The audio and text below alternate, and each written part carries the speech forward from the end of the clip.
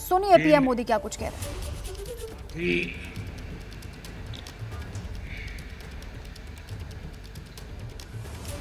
स्थानीय सांसद CR पाटिल, केंद्रीय मंत्रिपरिषद के मेरे साथी, देश की डायमंड इंडस्ट्री के जाने माने सभी चेहरे, अन्य महानुभाव, देवी और सज्जनों, नमस्कार।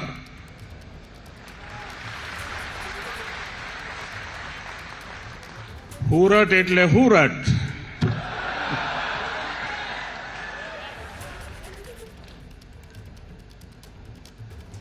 સુરત પાસે ઇતિહાસનો અનુભવ, વર્તમાનમાં રફતાર અને ભવિષ્યની દૂરંદેશી, એનું નામ સુરત। અને અમારું હુરત એવું કે કામમાં લોચો મારે નહીં અને ખાવામાં લોચો છોડે નહીં।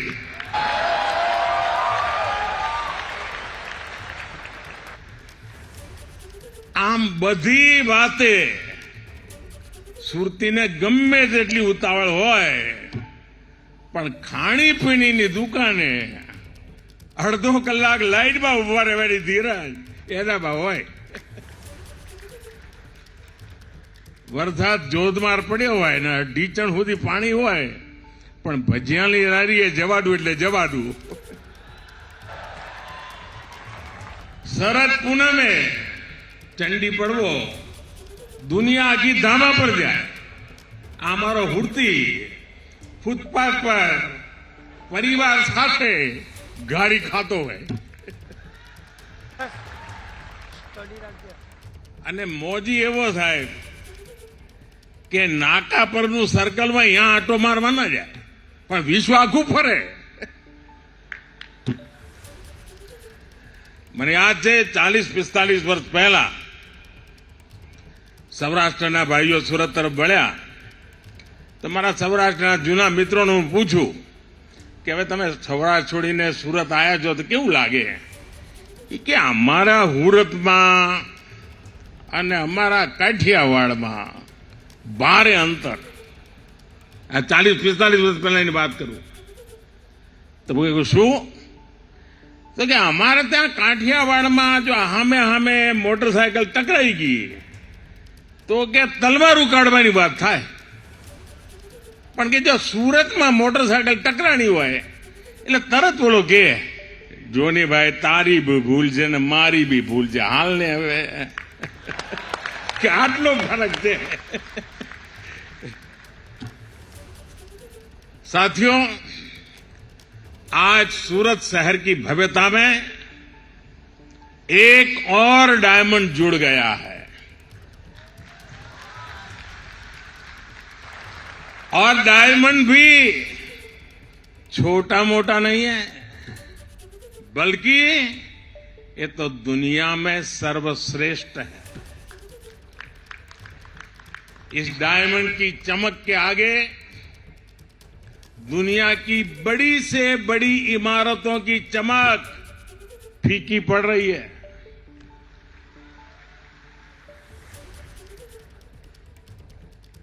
और अभी वल्लभ भाई, लालजी भाई पूरी नम्रता के साथ अपनी बात बता रहे थे, और शायद इतने बड़े मिशन की सफलता के पीछे उनकी ये नम्रता, सबको साथ लेने का स्वभाव, इसके लिए जितनी बधाई मैं इस टीम को दूं उतनी कम है। वल्लभ भाई ने कहा कि मुझे 5 ही मिनट मिला है, लेकिन वल्लभ भाई आपके साथ तो किरण जुड़ा हुआ है, और किरण में पूरे सूर्य को समझने का सामर्थ्य होता है और इसलिए आपके लिए 5 मिनट एक बहुत बड़ी शक्ति का परिचय बन जाती है। अब दुनिया में कोई भी कहेगा डायमंड बुर्स तो सूरत का नाम साथ आएगा, भारत का नाम भी आएगा। सूरत डायमंड बुर्स भारतीय डिजाइन, भारतीय डिजाइनर्स, भारतीय मटेरियल और भारतीय कंसेप्ट के सामर्थ्य को दिखाता है। ये बिल्डिंग नए भारत के नए सामर्थ्य और नए संकल्प का प्रतीक है। मैं सूरत डायमंड बुर्स के लिए डायमंड इंडस्ट्री को, सूरत को, गुजरात को, पूरे देश को बधाई देता हूं।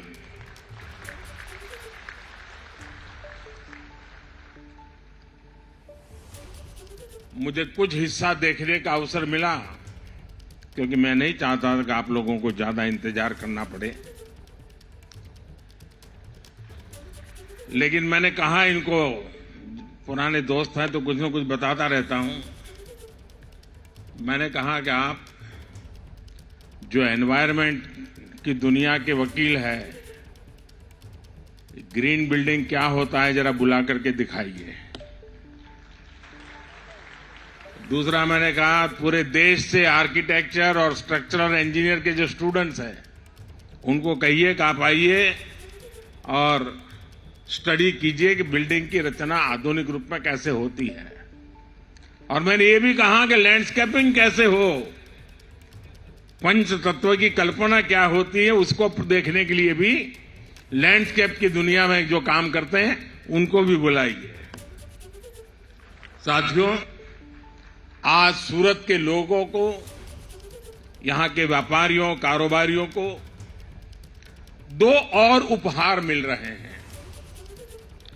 आज ही सूरत एयरपोर्ट के नए टर्मिनल का लोकार्पण हुआ है और दूसरा बड़ा काम यह हुआ है कि अब सूरत एयरपोर्ट को इंटरनेशनल एयरपोर्ट का दर्जा मिल गया है। सूरतियों की बरसों पुरानी मांग आज पूरी हुई है।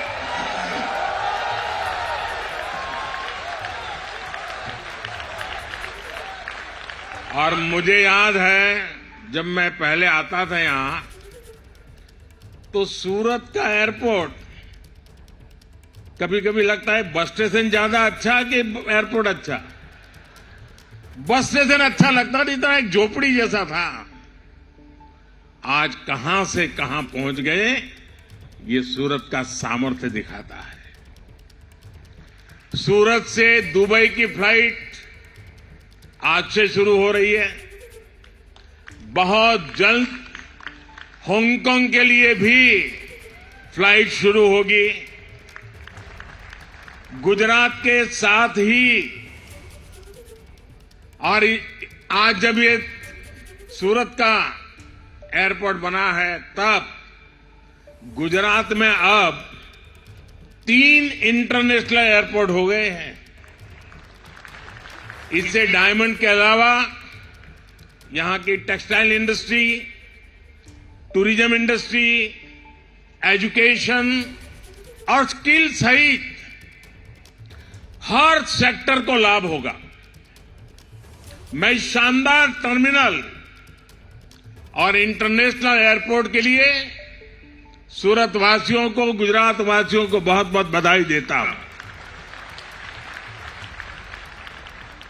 मेरे परिवारजनों, सूरत शहर के साथ मेरा जो आत्मीय लगाव है उसको शब्दों में बयां करने की जरूरत नहीं है, आप लोग भली भांति जानते हैं। सूरत ने मुझे बहुत कुछ सिखाया है और सूरत ने सिखाया है कि जब सबका प्रयास होता है तो हम कैसे बड़ी से बड़ी चुनौतियों का सामना कर सकते हैं। सूरत की मिट्टी में ही कुछ बात है जो इसे सबसे अलग बनाती है और सूरतियों का सामर्थ्य उसका मुकाबला मिलना मुश्किल होता है।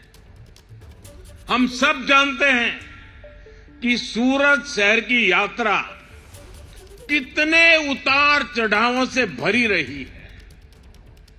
अंग्रेज भी यहां का वैभव देखकर सबसे पहले सूरत आए थे। एक जमाने में दुनिया के सबसे बड़े समुद्री जहाज सूरत में ही बना करते थे।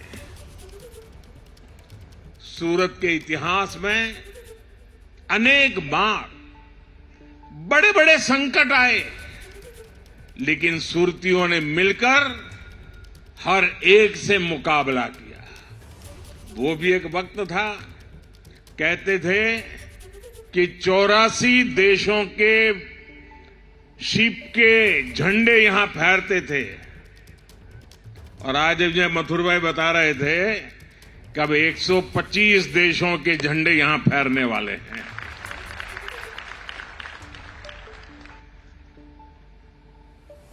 कभी गंभीर बीमारियों में सूरत फंस गया, कभी तापी में बाढ़ आई। मैंने तो वो दौर निकट से देखा है जब भांति भांति की निराशा फैलाई गई, सूरत की स्पिरिट को चुनौती दी गई, लेकिन मुझे पूरा भरोसा था कि सूरत संकट से तो उभरेगा ही, नए सामर्थ्य के साथ दुनिया में अपना स्थान भी बनाएगा।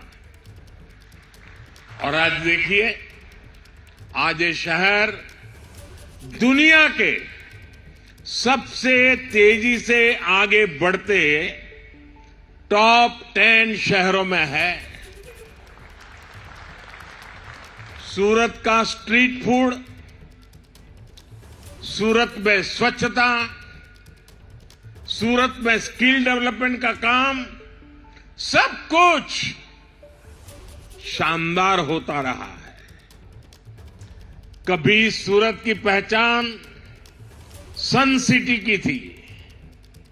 यहां के लोगों ने अपने परिश्रम में पूरी ताकत से मेहनत की पराकाष्ठा करके इसको डायमंड सिटी बनाया, सिल्क सिटी बनाया।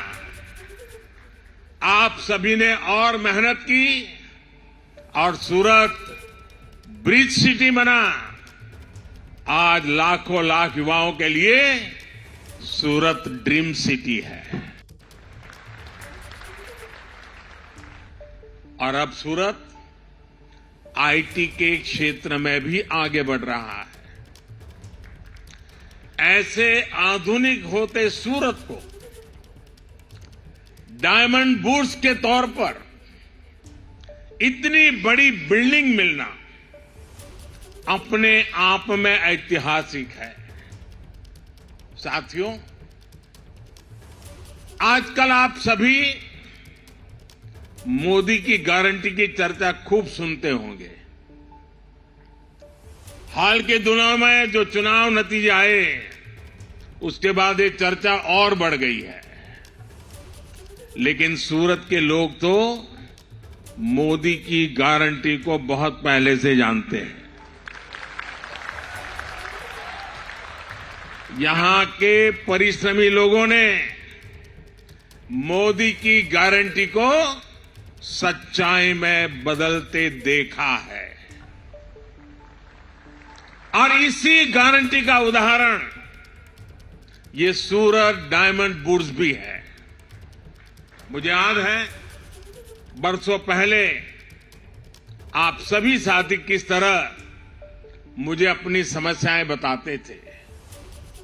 यहां तो डायमंड के कारोबार से जुड़े कारीगरों, छोटे बड़े व्यापारियों से जुड़ी लाखों लोगों की पूरी कम्युनिटी है। लेकिन उनकी बड़ी परेशानी ये थी कि छोटी छोटी बातों के लिए उन्हें दूर दूर तक जाना पड़ता था। रॉ डायमंड को देखने और खरीदने के लिए अगर विदेश जाना है तो उसमें भी अड़चनें आती थी। सप्लाई और वैल्यू चेन से जुड़ी समस्याएं पूरे कारोबार को प्रभावित करती थी। डायमंड इंडस्ट्री से जुड़े साथी बार बार मुझसे इन समस्याओं के समाधान की मांग करते थे। इसी माहौल में 2014 में दिल्ली में वर्ल्ड डायमंड कॉन्फ्रेंस हुई थी और तभी मैंने डायमंड सेक्टर के लिए स्पेशल नोटिफाइड जोन स्थापित करने की घोषणा की थी। इसी ने सूरत डायमंड बुर्स के सपने को साकार करने का रास्ता बनाया। हमने कानून में संशोधन भी किए। अब आज सूरत डायमंड बुर्स के रूप में इंटरनेशनल ट्रेड का एक बहुत बड़ा सेंटर यहां बनकर तैयार है। रॉ डायमंड हो, पॉलिश डायमंड हो, लैब ग्रोन डायमंड हो या फिर बनी बनाई ज्वेलरी, आज हर प्रकार का व्यापार एक ही छत के नीचे संभव हो गया है। कामगार हो, कारीगर हो, व्यापारी हो, सबके लिए Surat diamond bourse one stop centre है। यहां इंटरनेशनल बैंकिंग और सुरक्षित वॉल्ट्स की सुविधा है। यहां रिटेल ज्वेलरी बिजनेस के लिए ज्वेलरी मॉल है।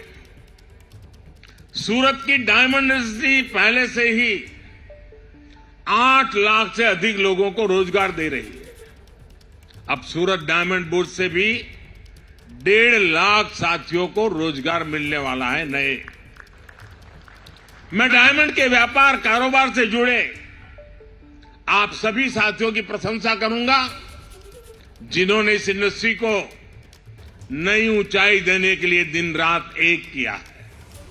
साथियों, सूरत ने गुजरात को, देश को बहुत कुछ दिया है, लेकिन सूरत में इससे भी कहीं अधिक सामर्थ्य है। मेरे हिसाब से तो शुरुआत है, हमें और आगे बढ़ना है। आप सभी जानते हैं कि बीते 10 वर्षों में भारत 10वें नंबर की आर्थिक ताकत से ऊपर उठकर दुनिया में 5वें नंबर की आर्थिक शक्ति के रूप में उभरा है। और अब मोदी ने देश को गारंटी दी है कि अपनी तीसरी पारी में भारत दुनिया की टॉप 3 इकोनॉमी में जरूर शामिल होगा।